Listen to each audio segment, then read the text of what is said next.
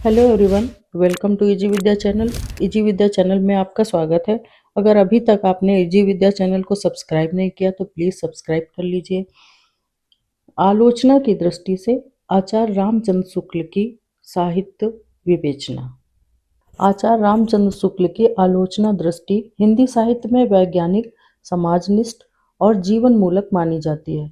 उन्होंने आलोचना को भावनाओं या व्यक्ति निष्ठता से निकालकर उसे तार्किक, ऐतिहासिक और मनोवैज्ञानिक दृष्टि से स्थापित किया है। आचार्य रामचंद्र शुक्ल का लेखन गहन मनोवैज्ञानिक विश्लेषण, लोक मंगल की भावना और भारतीय रस सिद्धांत पर आधारित है, जिसमें उन्होंने सैद्धांतिक और व्यवहारिक दोनों प्रकार की आलोचनाओं में हिंदी साहित्य के इतिहास की नींव रखी। उनकी समीक्षा पांडित्यपूर्ण, मौलिक, तटस्थ और युग प्रवर्तक है, जिसने परवर्ती आलोचकों के लिए मानदंड स्थापित किए। शुक्ल जी की सैद्धांतिक आलोचनाएं। लोक मंगलवाद। शुक्ल जी के अनुसार साहित्य का उद्देश्य केवल सौंदर्य या मनोरंजन नहीं, बल्कि समाज के कल्याण और मानवता की उन्नति है। उन्होंने कहा कि महान साहित्य वही है जो लोक जीवन से जुड़ा हो और उसके मंगल की कामना करता हो। उनकी आलोचना का केंद्रीय बिंदु लोक मंगल है, जहां साहित्य का उद्देश्य मनुष्य को स्वार्थ संबंधों से ऊपर उठाकर लोक सामान्य भूमि पर लाना है। जिस साहित्य या काव्य से समाज का विकास एवं कल्याण होता रहे।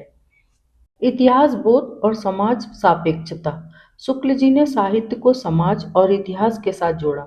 उनके अनुसार किसी रचना की आलोचना करते समय उसे उसके युग, समाज और संस्कृति के संदर्भ में देखना आवश्यक है।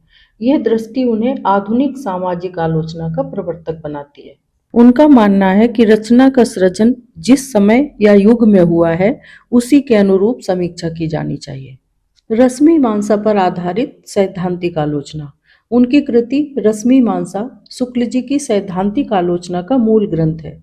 इसमें उन्होंने रस को काव्य की आत्मा माना और उसकी मनोवैज्ञानिक व्याख्या करते हुए काव्य समीक्षा के नए मानदंड निर्धारित किए। रश्मिमांसा इनका ग्रंथ है, जिसके द्वारा रस सिद्धांत की समीक्षा की। उन्होंने कहा कि लेखक के विचार पाठक तक पहुंचने चाहिए, इसलिए उन्होंने साधारणीकरण को विशेष महत्व दिया। आधुनिक काव्य में उन्होंने रस की अनुभूति एवं साधारणीकरण को प्रमुख स्थान दिया है। विरोध के सामंजस्य का सिद्धांत।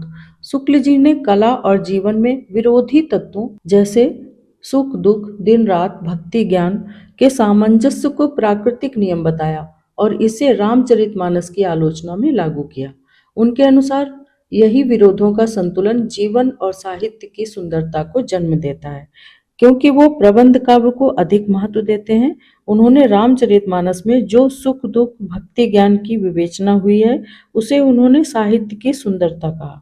जिस प्रकार लोक व्यवहार एवं समाज में विरोधाभास उत्पन्न होता है, जैसे सुख दुख, जीवन मरण आदि, उसी प्रकार उन्होंने ऐसे साहित्य को प्राथमिकता दी है जिसमें विरोध का सामंजस्य स्थापित। वस्तुवादी सौंदर्य दृष्टि। उन्होंने सौंदर्य को किसी अमूर्त भावना में नहीं, बल्कि उक्ति यानी अभिव्यक्ति में माना। उनके अनुसार कविता की रमणीयता व्यावहारिक जीवन और यथार्थ अभिव्यक्ति में निहित है, न कि महज कल्पना या भावनात्मकता में।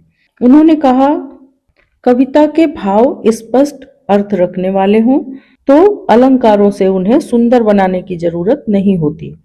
वो अलंकारों को महत्व नहीं देते हैं। कविता जीवंत एवं स्पष्ट हो, उसकी यथार्थ अभिव्यक्ति हो, न कि सौंदर्य या कल्पनायुक्त काव्य हो। वो रहस्यवादी काव्य को अहमियत नहीं देते, इसीलिए छायावाद में आध्यात्मिक रहस्यवाद को नकार दिया और आधुनिक काव्य के लिए स्वच्छंदतावाद को वरीयता दी है। विकासवादी दृष्टिकोण। उन्होंने धर्म, ज्ञान और कला को निरंतर विकसित होती परिघटनाएं माना। उनका कहना था कि समाज, साहित्य और मनुष्य तीनों परिवर्तनशील हैं और आलोचना को उसी अनुरूप होना चाहिए। उन्होंने विकासवादी दृष्टिकोण की बात की है। समय की परिस्थितियों के अनुसार मानव में गुण अवगुण उत्पन्न होते हैं और उसी के अनुरूप समाज का निर्माण होता है। साहित्यकार की रचनाएं भी उसी अनुरूप में होंगी, तो समीक्षा भी उसी के अनुरूप होनी चाहिए। उनकी प्रमुख कृतियां हैं रश्मिमांसा, सैद्धांतिक आलोचना का आधार, हिंदी साहित्य का इतिहास, व्यवहारिक आलोचना का उत्कर्ष तुलसीदास, जायसी ग्रंथावली, भ्रमर गीत सार, आलोचनात्मक निबंधों में उनके व्यवहारिक सिद्धांतों का प्रयोग।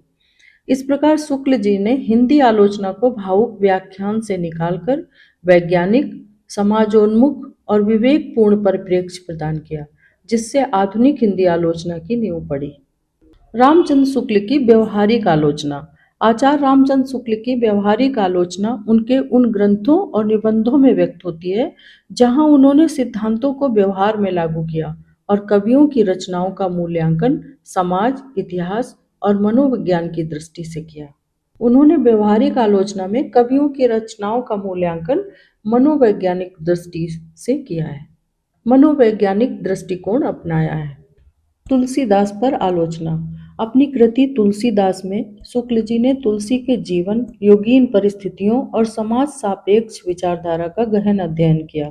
उन्होंने दिखाया कि तुलसी की भक्ति में लोक जीवन की समस्याओं का समाधान निहित है, इसलिए ये लोक मंगल मूलक है। उन्होंने भक्तिकालीन कवियों में तुलसी को सर्वश्रेष्ठ स्थान प्रदान किया, क्योंकि वो तुलसी के प्रबंध काव्य और लोक मंगल की भावना से प्रभावित थे। जायसी ग्रंथावली की भूमिका। जायसी ग्रंथावली के समीक्षात्मक प्रस्तावना में उन्होंने जायसी की पद्मावत को मनोवैज्ञानिक आधार पर देखा, जहां प्रेम, त्याग और आदर्श के द्वंद्व का भली भांति विश्लेषण किया गया है। भ्रमर गीत सार की समीक्षा। शुक्ल जी ने सूरदास के भ्रमर गीत सार का विश्लेषण करते हुए विरोध के सामंजस्य के सिद्धांत को प्रतिपादित किया। उन्होंने सूर की काव्य चेतना को मानव जीवन की विविध भावनाओं का संतुलन बताया। उन्होंने सूर के और कबीर के मुक्तक काव्य को अपने साहित्य में स्थान नहीं दिया। हिंदी साहित्य का इतिहास। ये कृति उनके व्यवहारिक आलोचना का श्रेष्ठतम उदाहरण है, जहां उन्होंने संपूर्ण हिंदी साहित्य को लोक जीवन और ऐतिहासिक प्रवृत्तियों के साथ जोड़ा। यहाँ प्रत्येक कवि और युग का मूल्यांकन सामाजिक मानवीय दृष्टि से किया गया है। आशा करते हैं कि आचार्य रामचंद्र शुक्ल की आलोचना पद्धति का ये वीडियो आपको पसंद आया होगा, तो please subscribe easy Vidya channel, like videos, comments below, notification का बटन जरूर से ज़रूर ऑन कर लीजिए, जिससे हमारे नोटिफिकेशन आप तक पहुंचते रहें। प्लीज़ लाइक एंड शेयर करिए। Thank you.